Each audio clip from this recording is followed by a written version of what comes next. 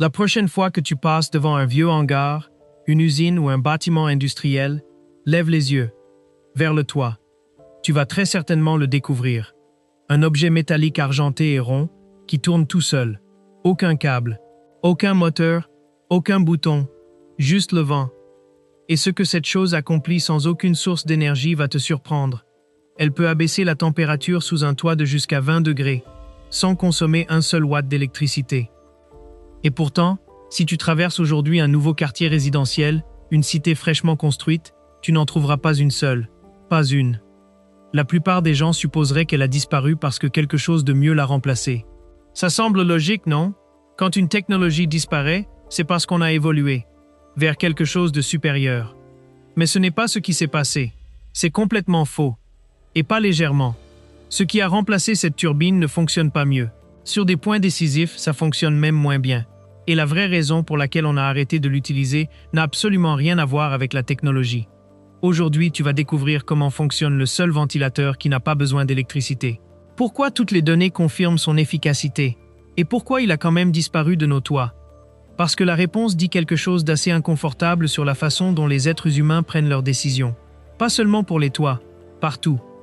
Mais pour comprendre ça, il faut d'abord remonter 2000 ans en arrière.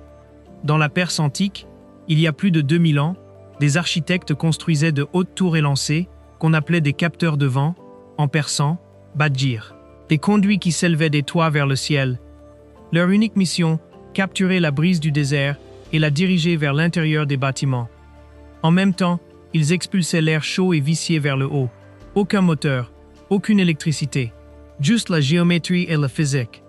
Dans des villes comme Yazd, au cœur du désert iranien, ces tours maintenaient les intérieurs agréablement frais, tandis qu'à l'extérieur, le soleil faisait rougeoyer le sable. Un climatiseur, des siècles avant que le mot n'existe. Pendant des millénaires, ce fut la seule méthode que l'humanité connaissait. Ne pas combattre la chaleur, mais la diriger habilement. Mais ces systèmes avaient une limite. Ils dépendaient entièrement de la forme du bâtiment et de la direction du vent. Si le vent tournait, l'efficacité diminuait. Ils étaient passifs, dans le sens le plus absolu du terme. La pression vers quelque chose de plus actif est venue avec la révolution industrielle. Les mines profondes avaient besoin d'air en mouvement pour maintenir les ouvriers en vie sous terre. Les hôpitaux du 19e siècle installaient une ventilation mécanique, parce que l'air vicié tuait plus de soldats que les batailles elles-mêmes. Mais toutes ces solutions avaient le même problème. Elles avaient besoin de carburant, d'infrastructures, d'entretien constant. La percée est arrivée aux alentours de 1910. Un ingénieur fit breveter un dôme rotatif composé en haut du toit. Il aspirait l'air chaud vers l'extérieur, en utilisant exclusivement le vent. Aucune électricité, aucun opérateur, aucun carburant d'aucune sorte. Ce que presque personne ne raconte, c'est à quel point cette chose fonctionnait vraiment bien. Et ces chiffres arrivent dans un instant. Car pour comprendre pourquoi cette turbine était différente de tout ce qui existait avant, il faut regarder exactement ce qui se passe quand le vent la touche. Et si, comme la plupart des gens, tu n'as jamais vraiment réfléchi à cet objet sur ses toits, c'est exactement pour ça que cette chaîne existe. Abonne-toi maintenant, et tu ne verras plus jamais le monde autour de toi avec les mêmes yeux. Mais revenons à la turbine, parce que là ça devient vraiment intéressant. Quand le vent frappe les aubes courbées d'une turbine de toit, il ne se contente pas de la faire tourner. Il active 3 principes physiques simultanément, et chacun d'eux amplifie les autres. Le premier est le principe de Bernoulli. Imagine-le comme ça. Tu tiens un tuyau d'arrosage dans la main et tu bouges partiellement l'extrémité avec le pouce. Que se passe-t-il? L'eau jaillit plus vite. Parce que l'espace se rétrécit, la vitesse augmente. Avec l'air, c'est exactement la même chose. Quand il s'écoule à travers les aubes courbées, il accélère et sa pression chute. Cette chute de pression crée une aspiration, et cette aspiration tire activement l'air chaud vers l'extérieur. C'est là la différence décisive. Une fenêtre ouverte attend que l'air chaud s'échappe de lui-même à un moment donné. La turbine n'attend pas, elle aspire, et entre attendre et aspirer, il y a une différence considérable. Le deuxième est l'effet de cheminée. L'air chaud est plus léger que l'air froid. Il monte donc vers le haut. Dans une maison avec des ouvertures de ventilation au bord du toit et une turbine tout en haut au fait, cet air montant trouve une sortie directe. Il est expulsé, même quand il n'y a absolument aucun vent dehors. Lis ça encore une fois, même sans vent. La turbine continue de fonctionner même par une journée complètement calme. Et maintenant, ça devient vraiment ingénieux. Le troisième principe est l'effet Venturi. L'air est comprimé entre les aubes en rotation. Il accélère encore davantage. Et la pression à l'intérieur chute encore plus bas. Cela accélère l'ensemble du cycle, comme un volant d'inertie qui s'alimente lui-même. Trois effets, Bernoulli, cheminée, Venturi, et ils se renforcent mutuellement. Le résultat est une dépression permanente au point le plus élevé du toit. Un point qui aspire continuellement l'air chaud et le remplace par de l'air frais, heure après heure, jour et nuit. Et tout ça, sans un seul composant électrique. Ce n'est pas un hasard.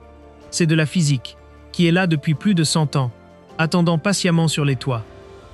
Et quand tu regardes les vrais chiffres, tu comprends pourquoi il a fallu plus de 100 ans pour abandonner cette chose. Des études indépendantes ont documenté des baisses de température allant jusqu'à 20 degrés directement sous le toit. Imagine ça concrètement. Ton grenier monte à 50 degrés en plein mois d'août. Avec une turbine, il descend à 30. Et cette chaleur qui ne stagne plus là-haut, c'est de la chaleur contre laquelle ta climatisation n'a même pas à se battre.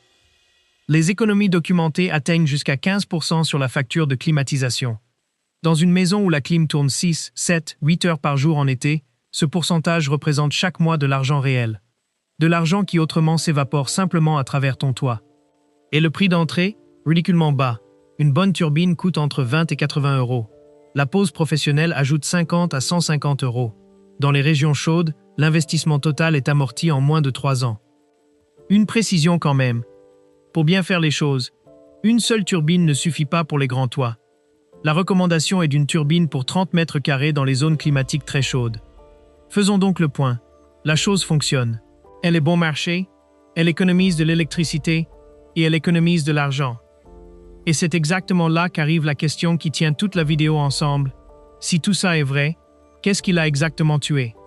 Avant d'arriver à cette réponse, une chose rapide. Si cette vidéo t'a apporté quelque chose jusqu'ici et que tu veux soutenir les recherches derrière, dans la description tu trouveras un lien intitulé Buy Me a Coffee. Un seul café aide cette chaîne à continuer de déterrer ces histoires, les histoires cachées derrière les choses devant lesquelles tout le monde passe sans les remarquer. Merci à toi. Et maintenant, qui a tué la turbine? La réponse a 3 parties. Et pas une seule n'est une défaillance technique. La première partie est mécanique. Les roulements à l'intérieur de la turbine s'usent avec le temps, à cause de l'humidité et de la poussière. Et quand ça arrive, la turbine commence à grincer. Un bruit strident, insupportable, qui se transmet à travers toute la structure du toit, jusque dans la chambre à coucher. Ce bruit lui a donné une réputation dont elle ne s'est jamais remise. Et voici la partie injuste. Toutes les turbines n'ont pas lâché, mais les quelques-unes qui ont lâché l'ont fait de façon très audible. Quelques exceptions bruyantes ont ruiné la réputation de milliers de turbines silencieuses fonctionnant parfaitement. La deuxième partie est technique.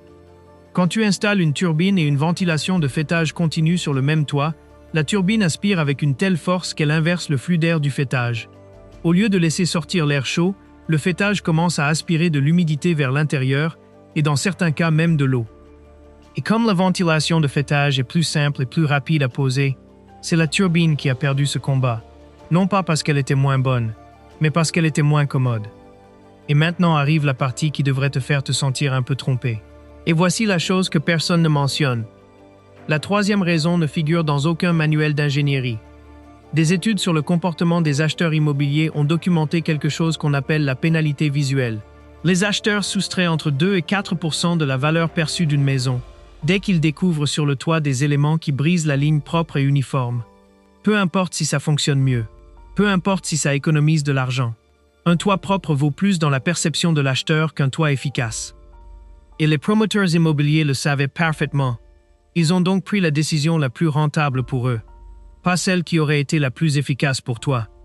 La turbine n'est pas morte parce qu'elle a échoué. Elle est morte parce qu'on pouvait la voir. Et ça dit quelque chose qui va bien au-delà des toits.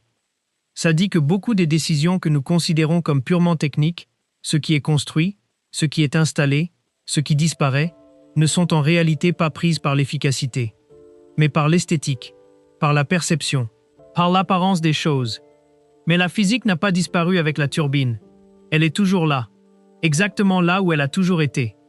Si tu vis dans une région chaude et que ta facture d'électricité te le prouve chaque mois, tu as aujourd'hui une option que la plupart de tes voisins ignorent simplement.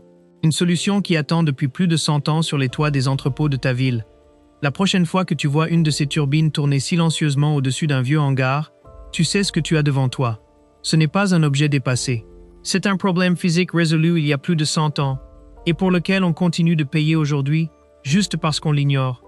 Et si tu veux continuer à découvrir ce qui se cache vraiment derrière les choses que tu utilises chaque jour sans jamais les remettre en question, abonne-toi à cette chaîne. C'est exactement pour ça qu'elle existe. Le prochain objet devant lequel tu passes chaque jour sans le remarquer t'attend déjà dans la prochaine vidéo. On se retrouve là-bas.